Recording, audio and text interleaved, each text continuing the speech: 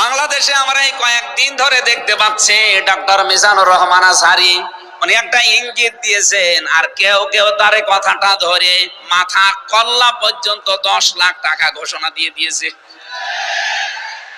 আপনার এত টাকা যে একজন মানুষের মাথার দাম আপনি 10 লাখ ঘোষণা দিয়ে দিলেন, তাও আপনি একজন পীর।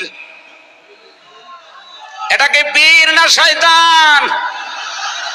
দুদককে বলবো, যারা 10 লাখ টাকা মানুষের মাথা ঘোষণা দিতে পারে তার টাকা আছে কত আপনারা খোঁজ নিন। কথা বলেন না কেন? এই পীরগুলোকে আমরা মানুষকে 50,000, 5 লাখ, 10 লাখ টাকার কম্বল বিতরণ করতে দেখি না এই শীতে। তারা মানুষের মাথা চায় 10 লাখের বিনিময়ে। কি হয়েছে? সে একটা অসংলগ্ন কথা বলেছে। এই কারণে আপনি 2 ঘন্টা কথা বলেন তো আমি আপনার 50টা ভুল ধরবো। আমরা 1.5 ঘন্টা 2 ঘন্টা কথা বলে একটা স্লিপ অফ টান হলে সেইটা নিয়ে এই যে কেরামান কাতিবিন উনি একটা কি বলতেছে বলে ফেলেছে। আরে ভাই, আমাদের বয়সই কত? আমার বয়স এখন 33, মিজান ভাই আমার 5 বছরের বড় মাত্র। এসব মিলে নাই তার 38-40 বছর হবে। এখনো তো নবুয়তের বয়সে আমরা পাইনি। কথা বলে না কেন? নবীকে আল্লাহ 40 বছরের আগে নবুয়ত দেয়নি। আমরা তো সে বয়সে এখন মানে পার হতে পারিনি। 2-1টা কথা এদিকে ওদিকে হলে আপনারা মাথা 10 লাখ টাকা। মাথা কি এত ফ্রি? বলেন। কেউ কেউ অলরেডি আবার বলেছে এরা ধর্ম ব্যবসায়ী। এই কথা যেই লোকটা জানিয়েছে মিজানুর রহমান আজহারীর নাম নিয়ে যে এটা ধর্ম ব্যবসায়ী, আপনার ঈমান চলে গেছে।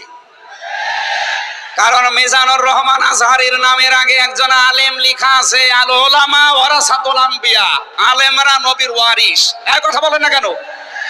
অনেক বড় দায়িত্ব তার মাথার উপরে। নবীজি জানিয়েছেন আনা খাতামান নাবিয়্যিন লা নাবিয়্যা বাদি, আমি শেষ নবী, আমার পরে কোনো নবী নেই। এ কথার ভেতর একটা ইঙ্গিত আছে, নবী শেষ, তারপরে নবী নেই। অথচ আদম নবী থেকে শুরু করে হযরত ঈসা নবী পর্যন্ত আমরা দেখেছি এক নবী শেষ হওয়ার পরে আর এক নবীর উপরে এই দায়িত্ব এসে পড়তো। উম্মতের দায়িত্ব ভার নবীরা নিত, কিন্তু এখন তো নবী নেই। যেহেতু ওনার ঘোষণা আমার পরে আর কোন নবী নেই, আমি শেষ নবী, এই হিসাবে নবীজি জানিয়েছেন আল উলামা ওয়ারাসাতুল আম্বিয়া, আমি থাকবো না কিন্তু আলেম থাকবে, এরাই আমার ওয়ারিস, এরাই আমার স্থলাভিষিক্ত।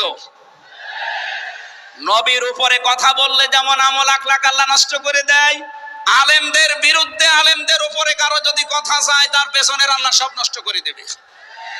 অহম লা ইয়াশউরুন, কখন যে নষ্ট হয়ে যাবে আপনি টেরও পাবেন না। এই জন্য সীমা লঙ্ঘন করা যাবে না কথা এবং আচরণে। আপনারা সাবধান থাকবেন। যারা সীমা লঙ্ঘন গুলো করছেন, কাদের ইঙ্গিতে করছেন আমরা কিন্তু জানি। মাঝে মাঝে দাদারা এসে আপনাদের কান পড়া দিয়ে যায়, আর আপনারা তখন উল্টা পাল্টা কথা বলতে থাকেন। কেউ না জানলে দেশের আলেমরা কিন্তু আগেই টের পায়। কারণ এরা তাহাজ্জুদের নামাজের সেজদায় আমার আল্লাহর সাথে কথা বলে। কথা বলেন না কেন?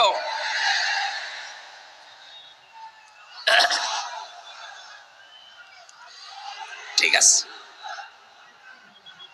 এই জন্য যারাই যা কথা বলবে না কেন, কারো কান পড়ায় কান দিয়ে সীমা লঙ্ঘন করবেন না। আমি আশা করি কি বোঝাতে চাই আপনি বুঝেছেন।